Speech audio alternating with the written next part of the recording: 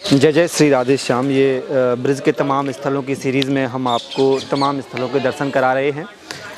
ये ब्रह्मांड घाट है। उसी सीरीज़ के बाद भगवान श्री कृष्ण ने जहाँ जहाँ तमाम लीलाएं की जिन स्थलों पर, उनको एक तीर्थ स्थल के रूप में हम मानते हैं।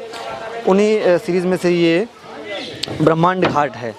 तो भगवान श्री कृष्ण जब अपने सखाओं के साथ, मित्रों के साथ खेल रहे थे, बलदाव जी भी उस समय उनके साथ थे, तब उन्होंने मृतिका भक्षण लीला की। ये शब्द बड़ा हैवी है, मतलब भारी शब्द है।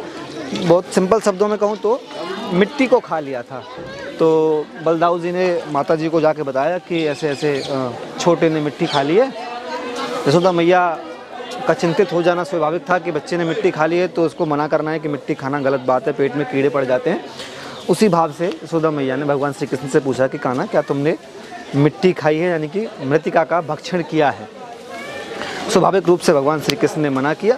तो माता जी ने बलदाऊ जी से पूछा कि क्या लाला ने, तो बलदाऊ जी ने कहा कि हाँ, कान्हा ने मिट्टी खाई है। तो माता जी ने कन्हैया जी को कहा कि आप अपना मुंह खोल के दिखाइए। तब भगवान श्री कृष्ण ने माता जी को मुंह खोल के दिखाया। तो मुख के अंदर से भगवान श्री कृष्ण ने माता जी को तमाम ब्रह्मांड के दर्शन कराए। नदियाँ बह रही हैं, बड़े बड़े पर्वत, पहाड़ और तमाम चीज़ें जो कुछ भी प्रकृति में दिखता है वो सब उनको मुख के अंदर दिखाया गया, जिसमें सारी लीलाएं हो रही हैं। नंदलाल जी गाय चरा रहे हैं, यशोदा मैया, स्वयं भगवान श्री कृष्ण, सब कुछ मुख में दिखाया। तो यशोदा मैया को लगा कि ये उनका कोई मानसिक भ्रम है, इसलिए उन्होंने अपनी आँखें कुछ पल के लिए बंद की और देखा कि ये सब क्या ये रियल है या फिर ये मेरा मानसिक भ्रम है। दोबारा से सेम जो है चीज़ रिपीट की गई। फिर से मुंह खोला तो फिर से वही सारी चीज़ें माता जी को भगवान श्री कृष्ण के मुख में दिखाई दी। तो फिर माता जी ने ब्राह्मणों को बुलाया और तमाम यज्ञ कराए कि ये सब क्या है, आखिर ये ऐसा मुझे क्यों दिखाई दे रहा है। तो तब लोगों को समझ में आया कि कृष्ण कोई सामान्य बालक नहीं है, ये ब्रह्म के अवतार हैं और सारा ब्रह्म इनके आसपास घूम रहा है। स्वयं परम ब्रह्म हैं, भगवान श्री कृष्ण योगेश्वर हैं। लेकिन इस सब बात से ऐसा नहीं हुआ कि भगवान श्री कृष्ण के प्रति उनकी माता जी की ममता कम हो गई हो। उन्होंने फिर भी वो भगवान श्री कृष्ण को अपना बाल रूप ही मानती रही, अपना बच्चा मानती रही। उनके वात्सल्य में किसी प्रकार की कोई कमी नहीं आई।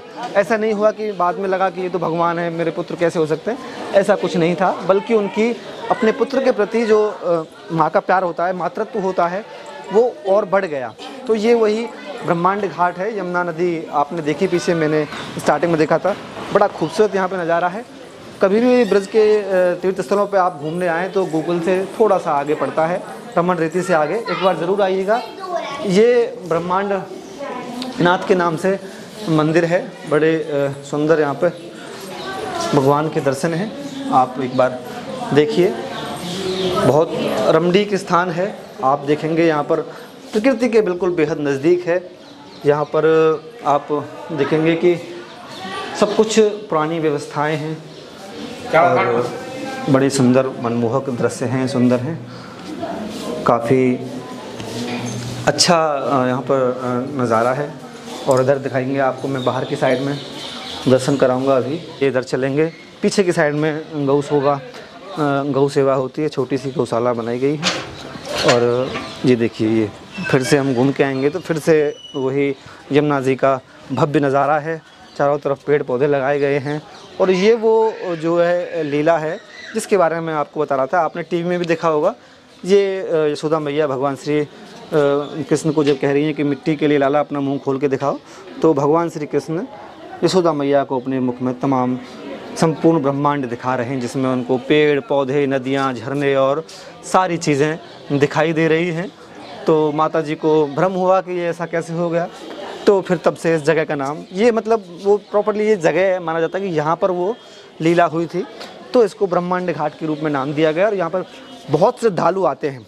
लेकिन ये ब्रज के वो स्थान हैं जहाँ पर जो मुख्य, जो ज़्यादातर जो साधु, मतलब जो भक्तजन होते हैं, नहीं पहुँच पाते हैं, वृंदावन मथुरा तक रुक जाते हैं, यहाँ पर नहीं आ पाते हैं क्योंकि जंगल में काफ़ी दूर ये स्थान पड़ता है। तो एक बार अगर आप मथुरा वृंदावन तक आते हैं तो गोकुल से थोड़ा सा आगे और आइए और इस स्थान को देखिए। तो अगली किसी वीडियो में मैं आपको किसी और स्थान से रूबरू कराऊंगा। तब तक के लिए अपना और अपनों को खूब ख्याल रखें।